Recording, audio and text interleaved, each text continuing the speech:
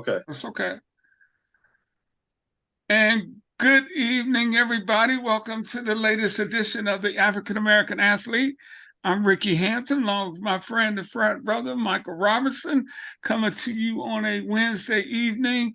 Hope everybody's doing fine out there. Uh, we got a great show tonight. We're going to talk some football, NFL playoffs, heading into conference championship weekend.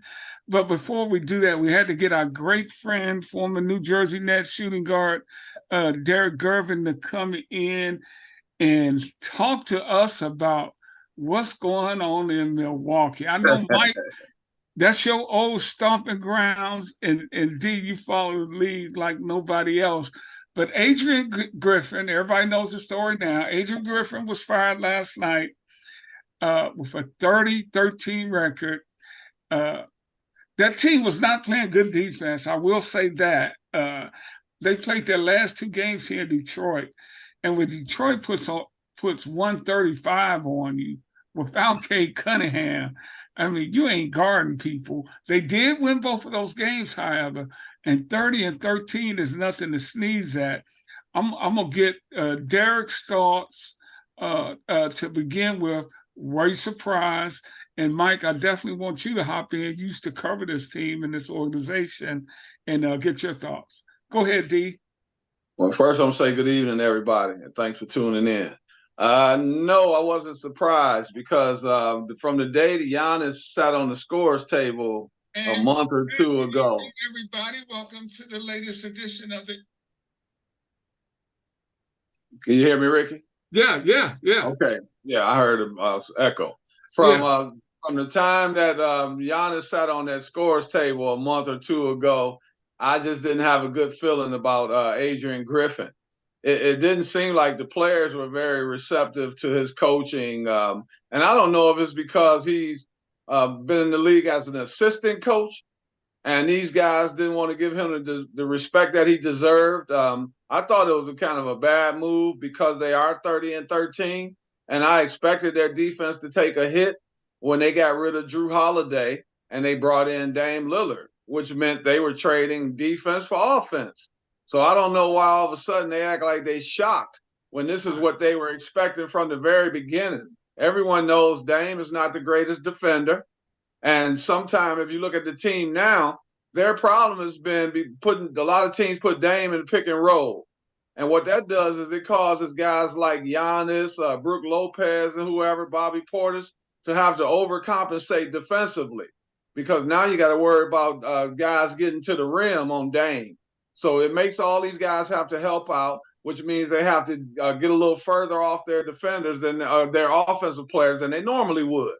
And so now when you break down the defense, they're making passes to these open guys, and the Bucks are either closing out late or they're not closing out at all as far as getting out covering that 3-point line.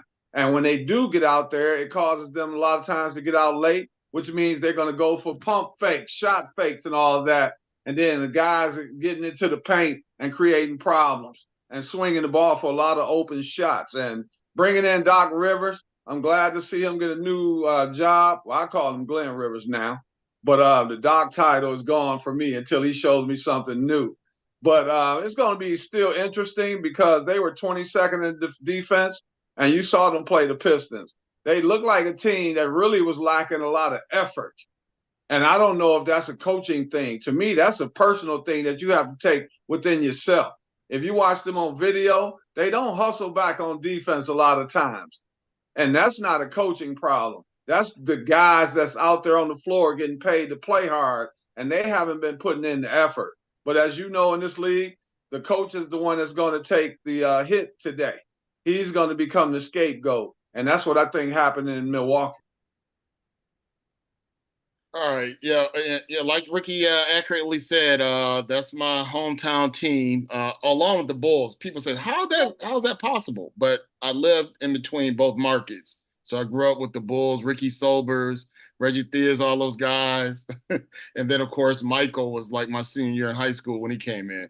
So this right here, you know, it's disappointing, and And then, of course, there's a lot of backlash of people saying, well, why are they going to bring in Doc? Doc has this horrible record in the playoffs. And, look what happened in Philly.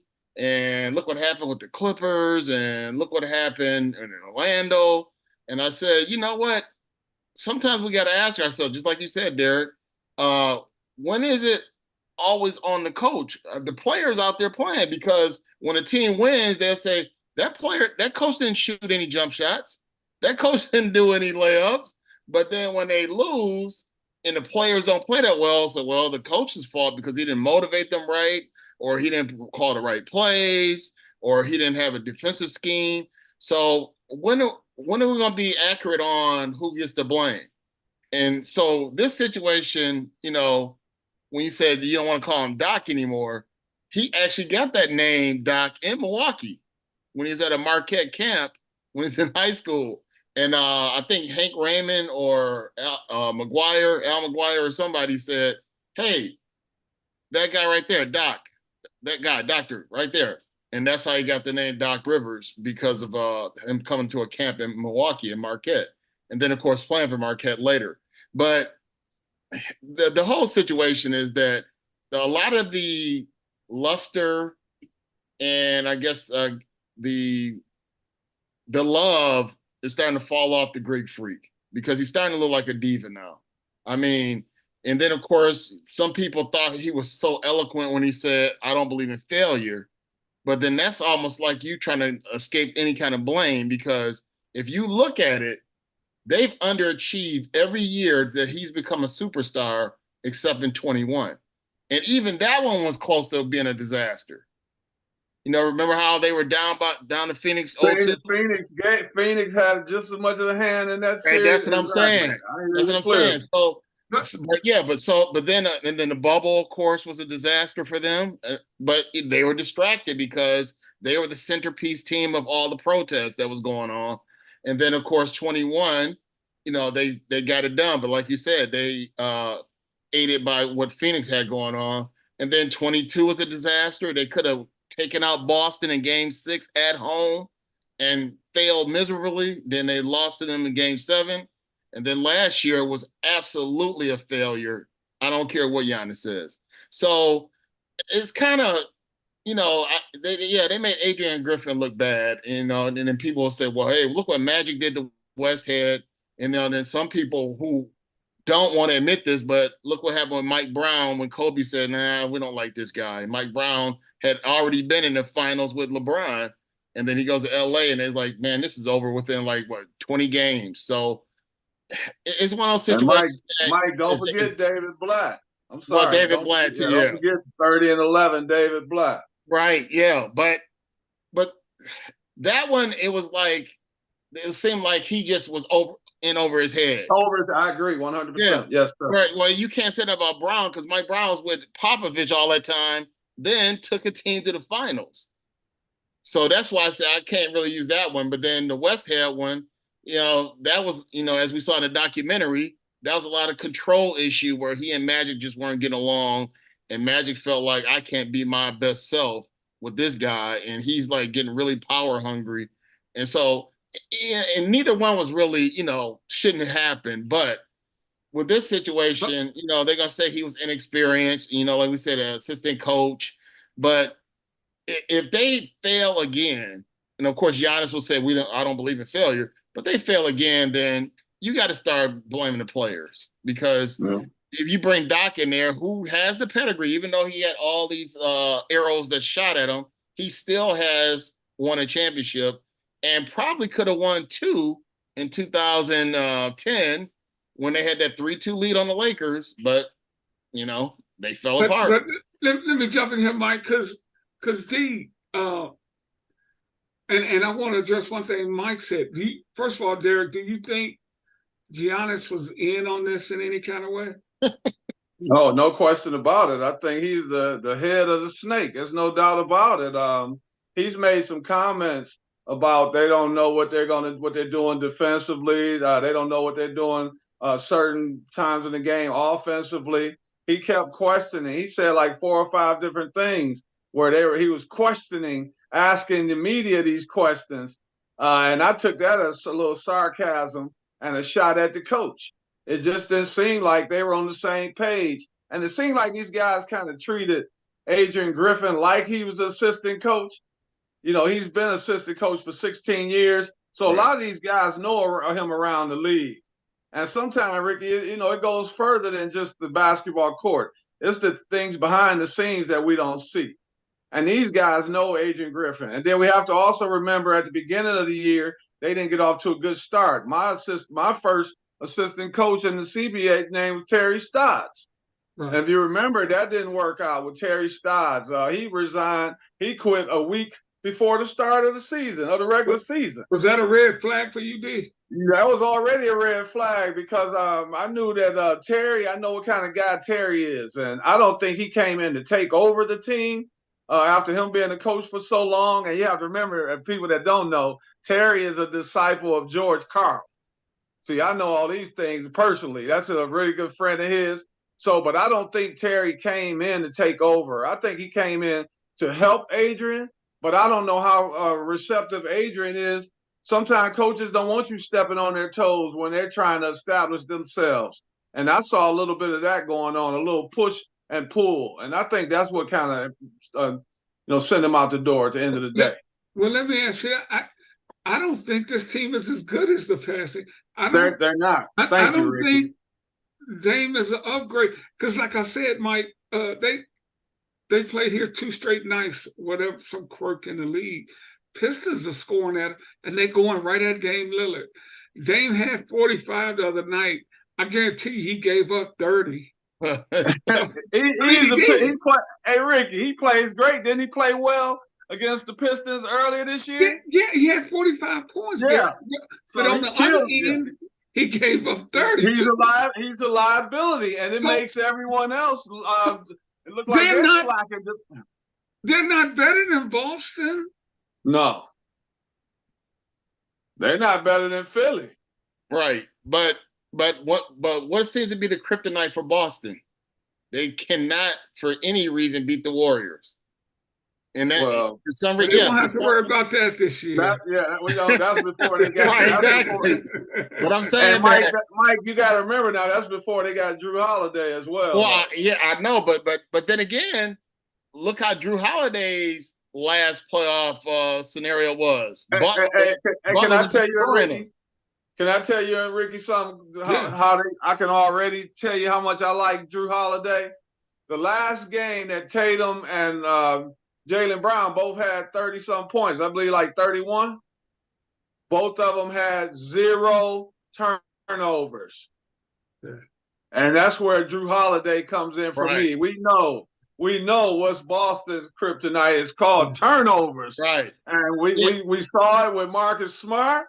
We saw it with Tatum and Brown. Yeah. And so now they have situations where they can have that ball in Derek White's hands or Drew Holiday's, and then they can give it in to Jaylen Brown and Tatum in better positions to score where the defense can't collapse and help out as well. So just having that, bringing the Drew Holiday, I mean, that makes them a totally different team. And we know if Porzingis stays healthy, I don't see anybody stopping them in the Eastern Conference.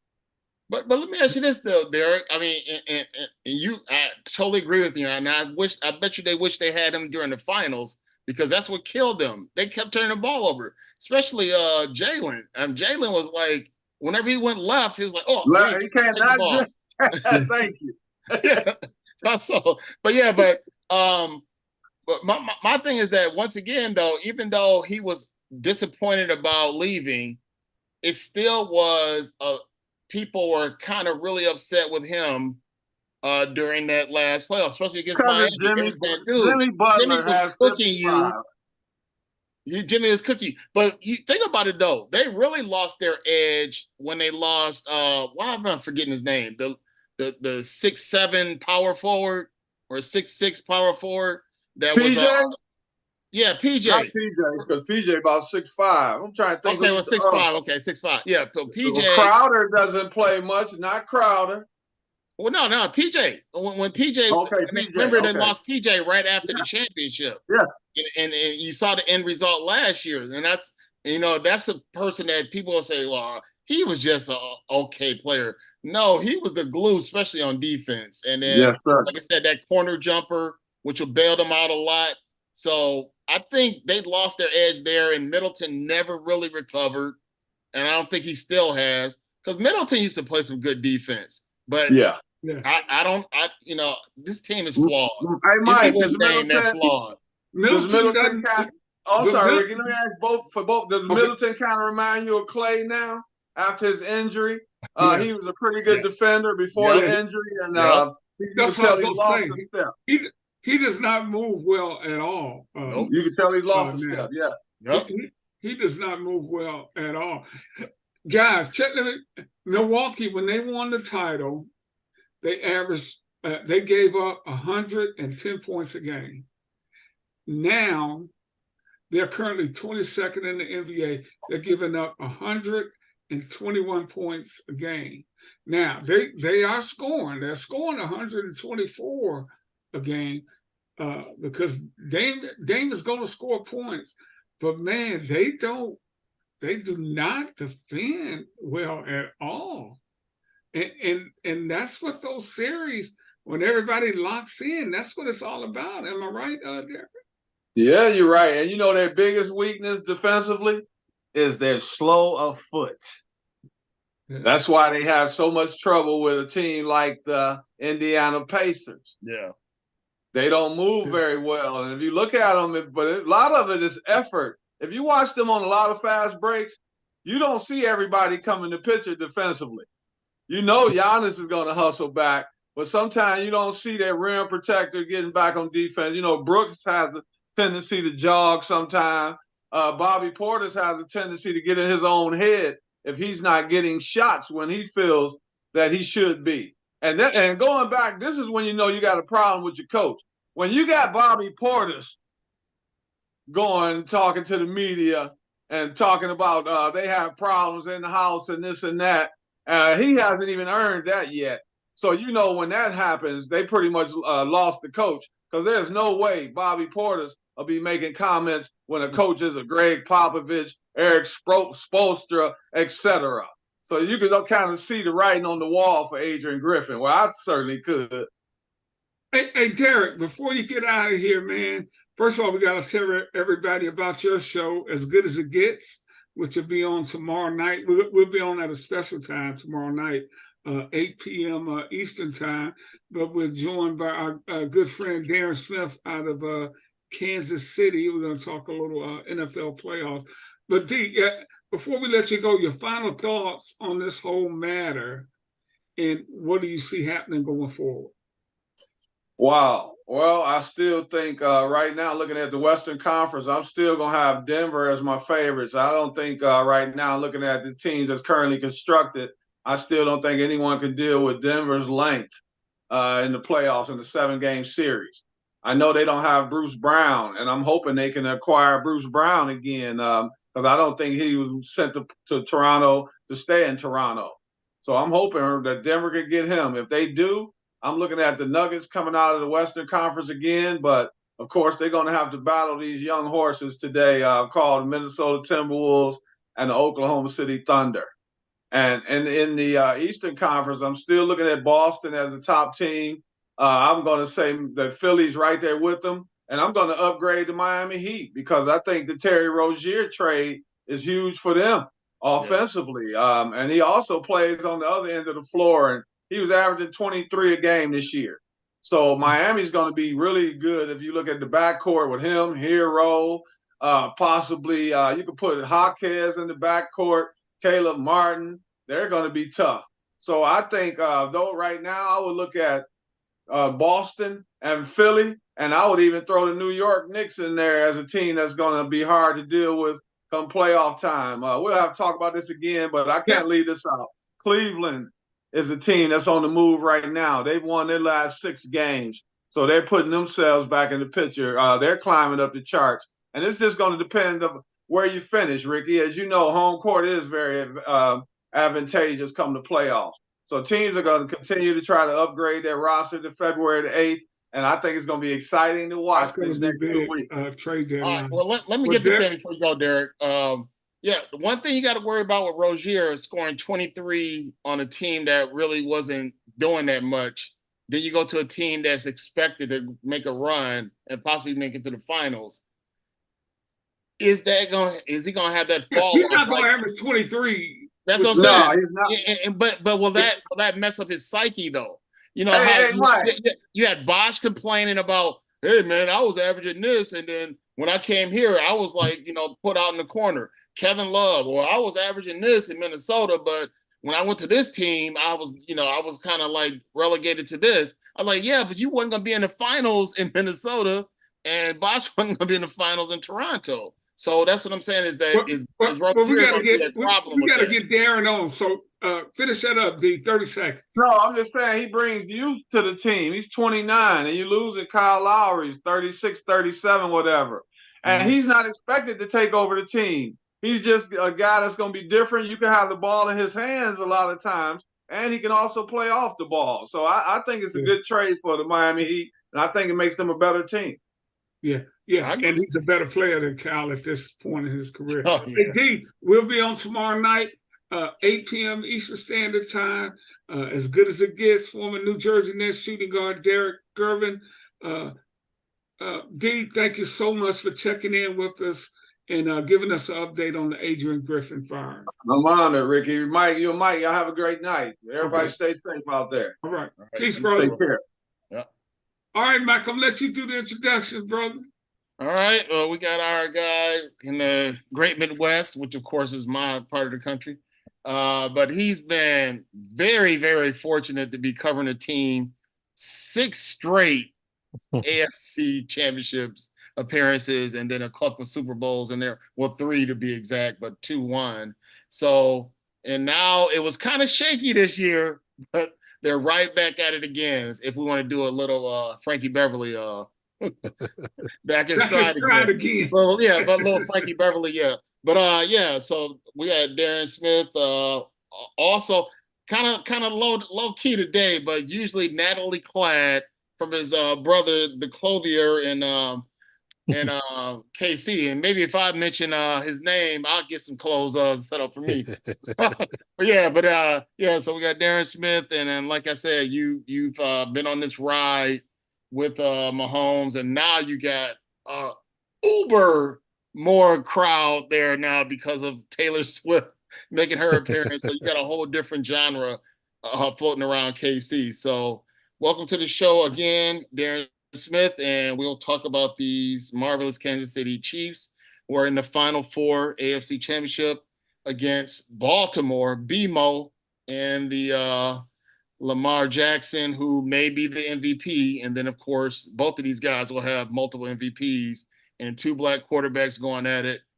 Must-see TV, but it's kind of like one of those situations like, I would rather for them to be playing each other in the Super Bowl, but right. Yeah, we'll have to see which way it goes. Either one of those brothers going to be in the Super Bowl, and that's always a great thing.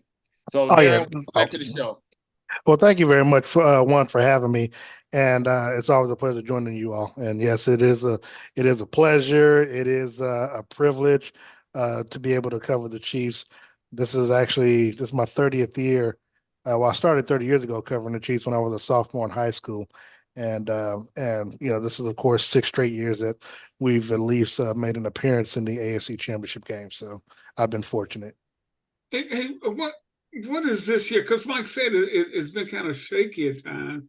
But at the end of the day, man, they're playing for a trip to the Super Bowl. And there's been so much going on with who being around in the stands and everything.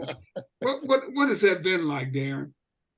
Well, I mean, it hadn't really changed much for us in the media. I mean, we don't really get a chance to see her. I've seen her a couple of times as they're exiting the stadium, but it's been really no big distraction. I guess it's been more so for the television cameras, and I guess the audience has been around her outside of her suite, outside the window. But it really hasn't been anything noticeable, about her being there. I guess you see a few extra security guards, but other than that, she's just been a fan like everyone else.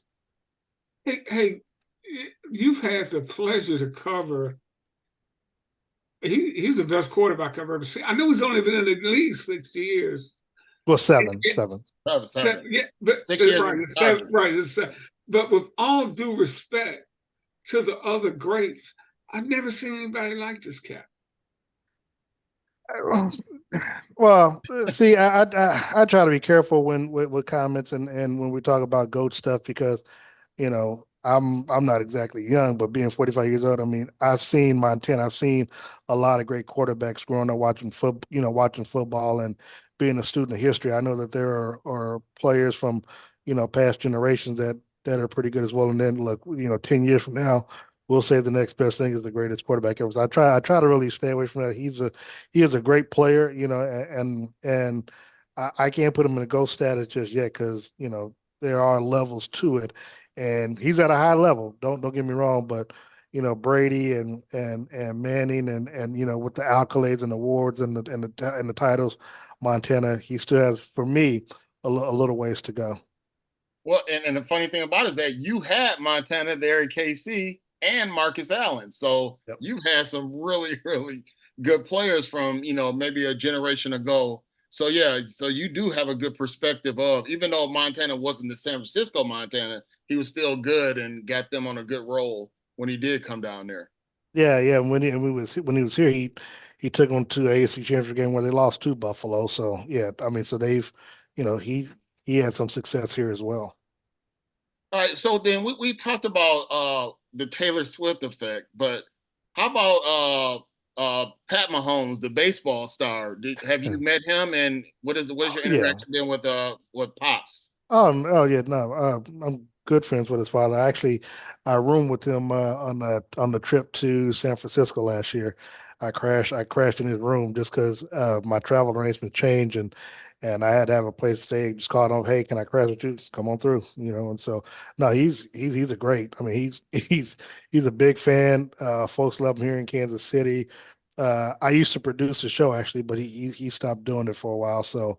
But I would produce his podcast, his weekly podcast, and I mean, just a great guy, great all around guy. I mean, he's personable, he's approachable. I mean, he will walk through. I mean, I just saw him in Buffalo just a few days ago. He was walking through people's tailgates and stuff. They told him what he could do with himself. It's he's a great guy, man. He's pretty cool. All right, well, real quick, so have you been to Buffalo before, and then have you No. been to Baltimore before? I've been to Baltimore many times, and I was at the game where the Chiefs last played. They lost 36-35 on a Sunday Night Football game, week 2 of 2021. So yeah, I've been there and I've been to see him, but this was my first time going to Buffalo. So you didn't, of course, because the weather was so bad, you didn't make it to Niagara Falls, right? No, I wasn't trying to go there anyway. I saw what happened with Lois Lane and Superman 2 as she jumped off, and trust me, there's no Superman coming to save me. So that was cool. That was cool. I didn't want nothing to do with that. Okay. Hey Darren, they the struggles, they had the drops earlier in the year. Oh, they had a drop 2 weeks ago. So I mean, what has clicked? They've been very good on the defensive side of the ball all year, but what do you think has really kind of turned it around for them? Just Not more that so. it was never bad. Not that it was, just by Chief standards. I mean, it's just more so, just playoff. They just turned up their performance in the playoffs. I mean, they know that this time of the year, it's just, I mean, it's playoff basketball. I mean, so playoff football, and to be honest, I mean, the stuff that was going through, I can't really explain it. I don't know if it was yips, getting fat off the Super Bowl or whatever, but when it came time to, from going from regular season to playoff, I mean, it almost seemed like it was a switch that took place. Yeah. So, yeah. Well, let me ask you this question then. For your callers, and then maybe some of the callers you heard on other shows around KC, were they blaming Taylor for Kelce dropping these balls? Because Kelce was looking uncharacteristic at first. So what was the mindset of the community around KC? Oh, nothing. I mean, no. I mean, they were the drops they just attributed to the wide receiver and Kelce. It was just whether it was focus or Patrick throwing the ball in the dirt or the players just not, catching the footballs. But nah, man, people are protective of Taylor Swift out here.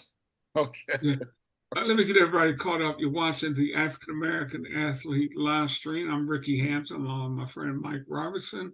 We're joined by Darren Smith of KLKC Radio, talking a little Kansas City Chiefs football. They got the premier matchup of the conference finals this weekend. They're going to Baltimore to play the Ravens. What do you think needs to? How do they win this game, Darren? Pretty much similar what they did last week. Obviously you try to eliminate the penalties, the dumb false starts, especially players such as Jawan Taylor. I talked to him today. He knows obviously what the crowd noise, and he's played there before when he was with Jacksonville. He knows how loud they can get. So he knows he needs to be focused and make sure he doesn't, have any false start penalties. No turnovers, and to be quite honest, players just need to, wide receivers, tight ends, you just got to catch the football.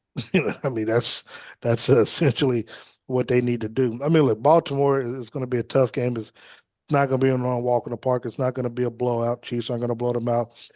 Defensively, I don't see Baltimore blowing the Chiefs out just because the Chiefs got a pretty great defense this year as well. But I think if the Chiefs can get a stop here and there, and to be quite honest, I think for me, it's the opening drive is going to be key for me. Generally, John Harbaugh, when he wins a coin toss, I think he elects to. No, I don't think he defers. I think he takes the ball. It depends on the opponent. I know he's done it against Kansas City. I know if Andy Reid wins the coin toss, he'll defer, put the defense out there first. So for me, if the Chiefs defense is out there first and they get them 3 and out, or hold them to at least 3 points, for me that's a win. I think, and then if Mahomes gets the ball, they come back down and they're able in their first 15 plays or whatever get a touchdown and get up 7-3. I think, and kind of quiets the crowd right away. I think from there, the Chiefs will have. I like when the Chiefs play ahead versus when they're trailing, trying to tie the ball game or get ahead. I think it's going to be important if the Chiefs can get an early lead, 7-3, 7-0, and can get a stop where they have to get the ball back to Kansas City, and Kansas City tacks on a field goal or a touchdown, then I think that becomes the ball game. Because once Kansas City gets up and gets the lead, because look, they should have had a 2-score lead over Buffalo last week. If McCole Hardman doesn't fumble that ball out the end zone, because that's going to be an additional 7 points that would have put them up either 10 or 14 points, I believe. And so, yeah, if that happens in this game, then the Chiefs, I trust them defensively enough to do what needs to be done to not give up a big lead.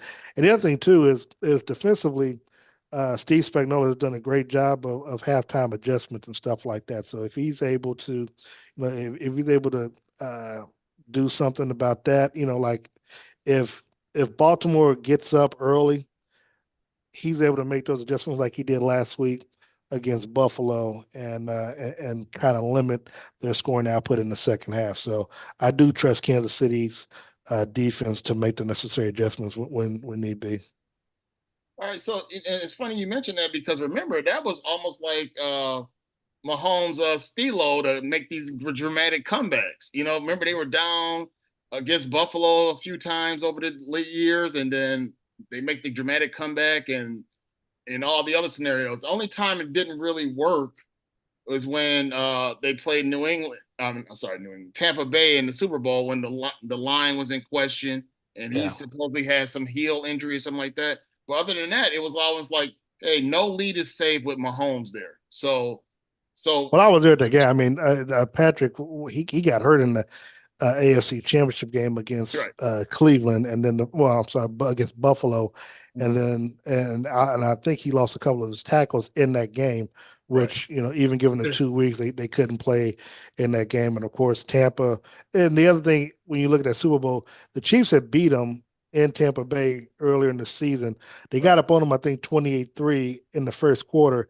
Tampa Bay did battle back, but generally when you beat a team, is always a team that you defeat that makes the necessary adjustment second time around. Now, not to say Andy and them didn't do it, but they also had another issue that took place 3 days before the Super Bowl game with Andy Reid's son and the car Yeah. accident that took place. So, now I've always been a big proponent of, had the Chiefs have just been down there the entire week, a lot of that stuff. Now the game, they might have still lost the game, but they're not losing 33-9 because they don't have, what took place in Kansas City taking place and that being on their mind and stuff.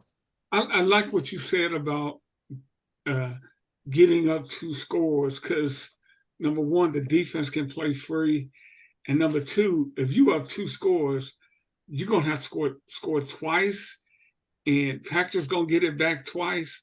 It's hard to think that if he needs to get another score, that he's gonna get it twice, and he's gonna have to get another score, that he's gonna keep adding to that.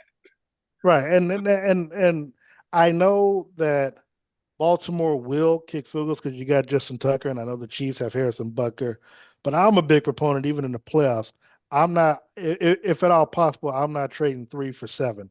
Yeah. And look, and it could come down to a kicking game where field position stuff like now. If something like that, I get it. If you're out the 35, 40-yard line and it's third down and third and short, third and long, and you don't get it, you can get 3 points. Okay, fine. But when you're in that red zone, especially 10 yards are in, you just got to punch it in. That's what I'm here in Detroit, Darren. That's what Dan Campbell does all the time. Yeah. They go for it, man. I think the Lions have kicked 12 field goals all year. He believes in that very theory that you need to score touchdowns. And when they get in that situation, they'll try to get it to short yardage and try to pound you. They got a great run game. Yeah. He'll hand it off on third down. Okay, we need another yard. We're going to hand it off, run behind Penny Sewell. And their philosophy has worked well for them. And one of the things that the Chiefs have done, which honestly it drives me crazy, is sometimes they go away from the run game. But in this particular game, which I was hoping they would have done it in Buffalo, but you just score, you score. But for me, I need to see them allow the clock to be their friend, because one thing Baltimore's going to do, they're going to run the football. And by running the football, you're going to be keeping Patrick Mahomes on the sideline. They need to, in turn, when they get on the field, don't be afraid to run the football and to let plays develop. And look, I know with Patrick, he can score at any time, and and then also, you can always score with a big play. Yeah, but if you do that, you're putting your defense right back out there. So for me, it's little things like that I hope they play situational football and take advantage of it. All right, so of course I don't want to put the cart before the horse, and I'm sure Andy Reid and them guys won't say that. Well, we're keeping an eye on what's happening on the national conference, but well, they wouldn't. I mean, no, because they had the first game, so it won't matter what happens in the second game. Okay, no, I'm saying that to see what's going on over there, like with San Francisco and then now Detroit, you got to worry about your game that's coming up now against Baltimore. But I'm saying, have you been looking over there saying that, okay, everybody's trying to give San Francisco the whole thing by saying they're the most feared team, and then of course Detroit come in with their persona. But you saw when we talk about field goals, Packers had pretty much had that game wrapped up, and then that one drive when they got 0 points, not even a field goal, and then Niners come back down and win the game because they could win now on a touchdown instead of just tying it.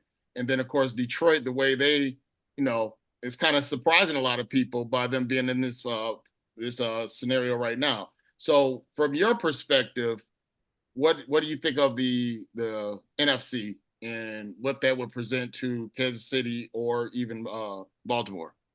I think Kansas City can beat both teams, whoever they face, and if they make it past Baltimore. Okay. I'm pretty sure, look, for CBS, the ratings going to be through the roof either way, because you got storylines either way. You've got a rematch of the Chiefs and the Niners from the Super Bowl just 4 years earlier, and then of course you have the Chiefs against the Lions, where they opened the season you know what I'm saying, on Thursday night, or they opened the season in Arrowhead where Detroit came in and beat the Chiefs. Yeah. And now here they are, the two teams that began the season are going to close the season out. Now, obviously, storyline is Chris Jones didn't play in that game along with Travis Kelce, two big, huge difference makers, saying for the Chiefs that would make a big, those two players playing the game, might be having a totally different conversation because, Detroit would have one less win, Kansas City would have one more win. So, I mean, it's good either way. Defensively, Here's the thing in Detroit. Of course, the Lions aren't saying that because they're trying to be Kansas City. The Lions would rather face Kansas City because my man Jackson Lamar. is like 18-1 against the NFC. I think he's 20-1, 21. Yeah. And that's no shot at Patrick. But the difference with Lamar, when you hadn't seen him, and of course the Lions have seen him, and so has San Francisco. They've seen both of them. Mm-hmm. His speed is such that dudes can't deal with that unless you see him every week. If you look, the AFC North teams, I mean, he always gets here, but he doesn't go off on them like he does to others. The thing about Patrick, his brilliance is everywhere. I mean, but he would rather stay in the pocket. So they would rather deal with him in the pocket than Jackson getting outside. No, I don't disagree with that. I mean, but yeah, I mean, I don't think.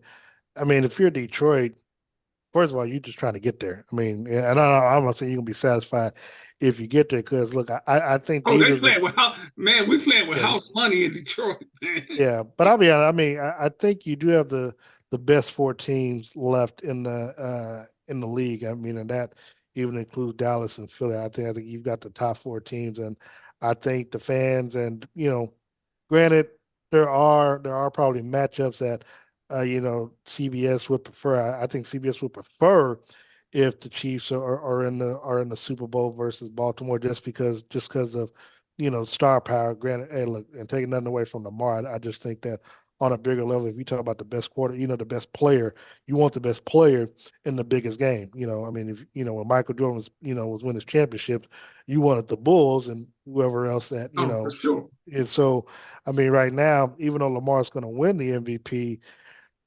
to a man, if I mean, people would still, well, smart people would still have Kansas City in the Super Bowl.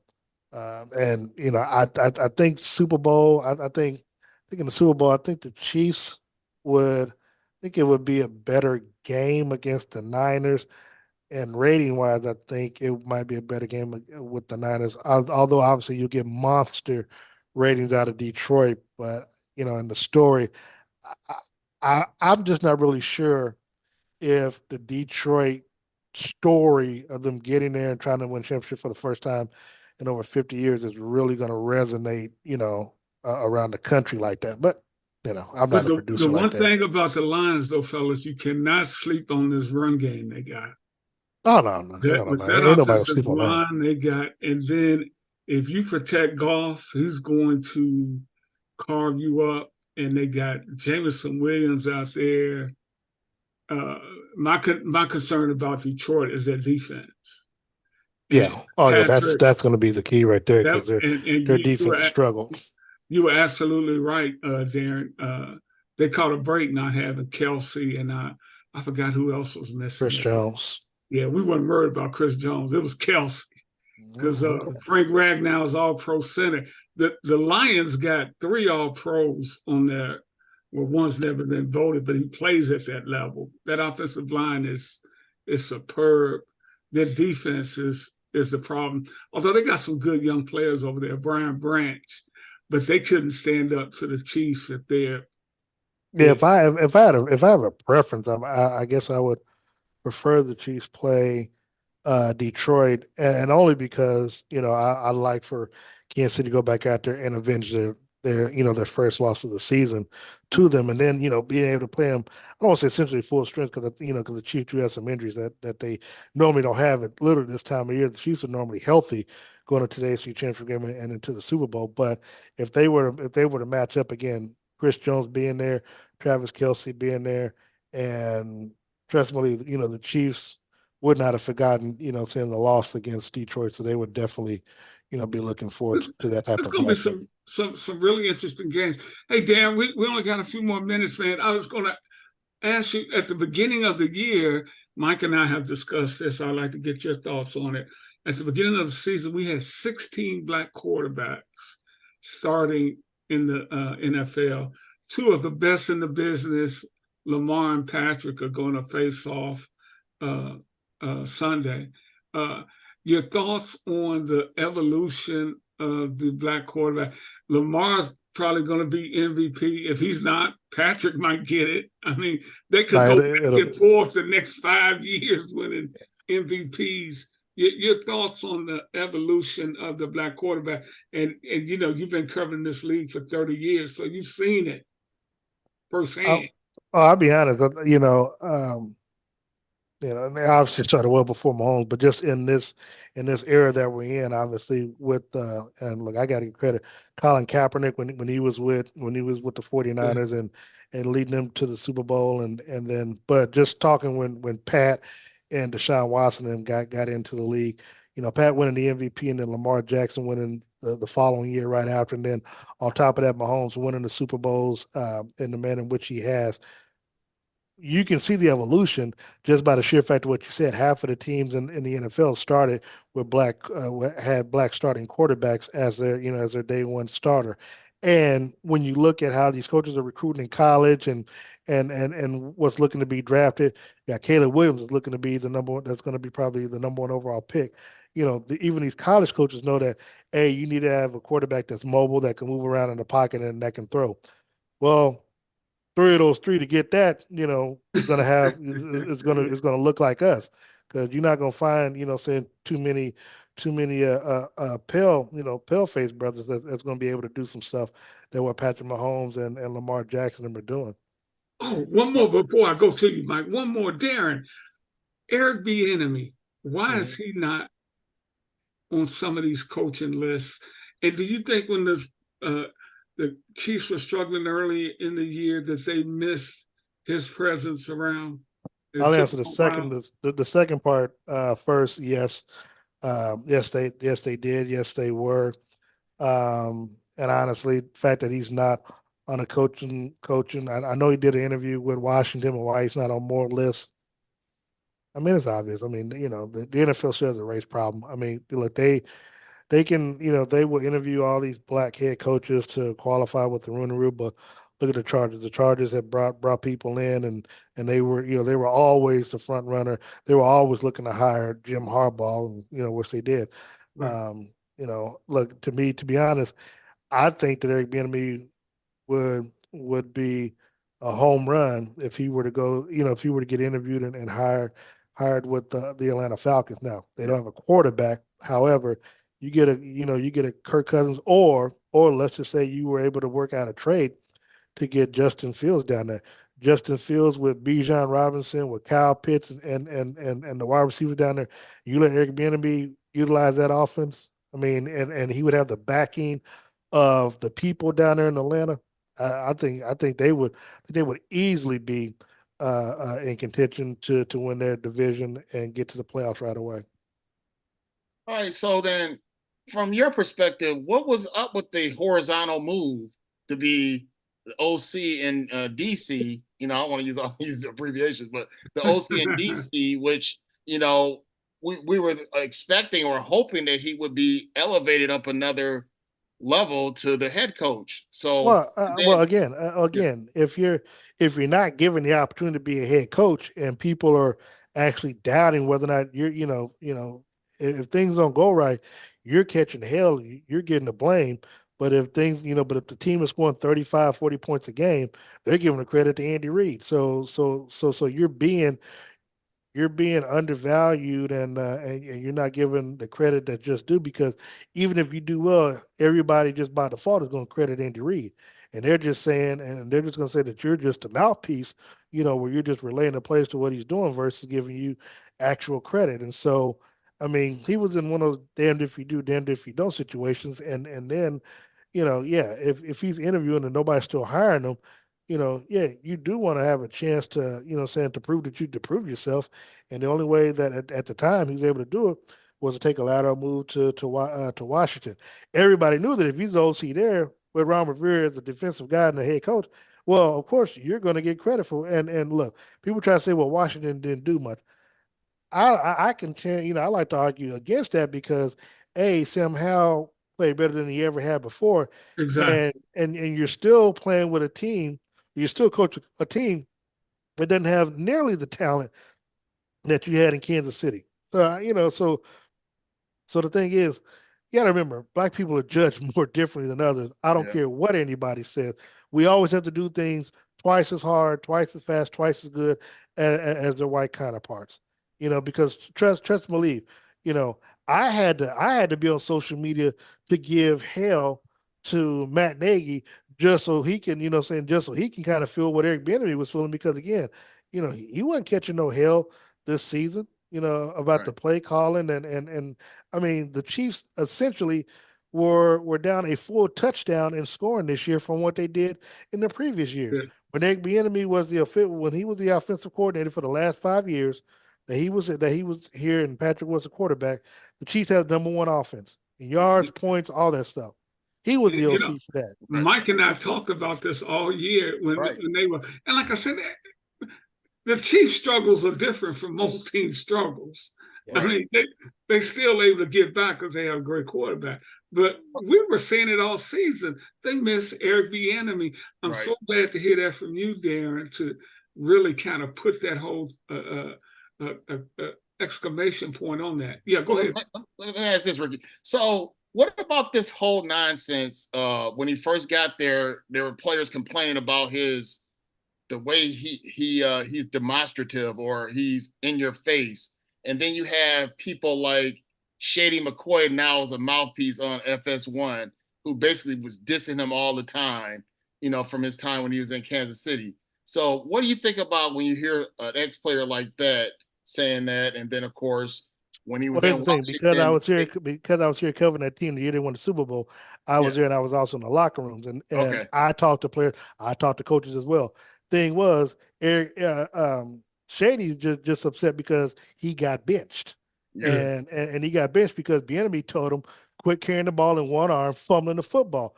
3 straight games he fumbled the football, so he benched his ass, and he supported it.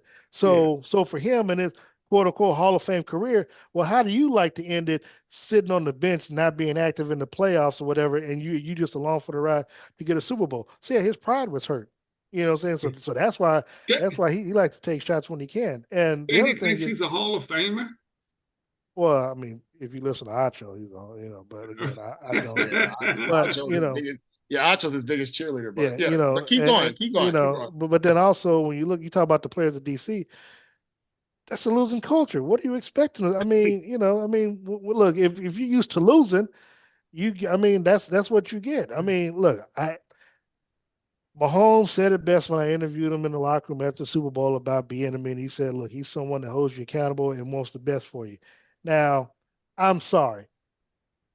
If an OC gets you to five championship games, 3 Super Bowls, and 2 wins, I'm going to listen to what the hell he's got to say because obviously he knows something. And if Mahomes, Tyreek Hill, Travis Kelce, and others, Jamal Charles are singing his praises, who do you think I'm gonna listen to? Them or players who've been losing for years on the Washington Commanders team? Right. And he was a great running back in college. Well, not only he won an national title there, and he played in the Super Bowl with the Chargers. So hold on, and he coached Adrian Peterson. He's a winner. So again, so now trust me. I was on a couple of Washington stations when all this went down, and I was really hoping they, because I wanted them to put me on video so I could call the players. I'll call them losers or whatever, because that's what because if you're complaining about he's being hard on you and you're going to Ron Rivera, to me, that's a failure on Ron Rivera's part because they should have been cut or fined or something like that, or tell them get your ass back out there, and maybe if you were doing this, he wouldn't be here because we'd be winning. Yeah. No, I'm totally with you, man. Hey, Darren, man, we really appreciate you checking in, and clearly you're very knowledgeable, outspoken brother. How can people follow you and catch any show that you might have going on in KC? Well, you can catch me on the radio Saturdays at 8 a.m. with the Ship with Darren Smith, and Sunday nights. The show is re-aired at 8 p.m. I'm usually at the games, covering the games. We also do a pregame show an hour before kickoff on the social media platforms on Facebook, Twitter, along with and YouTube. And so you can follow me at Darren Smith NFL on the social media platforms, and I'll be in Baltimore, so you can watch our pregame show. We watch our postgame show. We bring you live press conference coverage from the games, interviews with the players, and then we have the Red Hour where we, when we get back to Kansas City, me and my co-hosts, we discuss the Chiefs and the following week's game. So. Well, one quick question. I Sure. know you've been to Vegas because the Raiders are in your conference, but what do you think it would be like? And we don't want to jinx anything, but what do you think it would be like to go to the Super Bowl in Vegas? Oh, it'll be interesting. I mean, I was there for the draft 2 years ago when they had it. It was pretty crazy there, but you get, let's just say Detroit. Let's just say if Detroit gets there, a lot of Detroit people are going to fly out there because first time in the Super Bowl. Yeah. Now this would have been one time I would have liked Chiefs and the Cowboys because Cowboys just would have their fans would have just been crazy.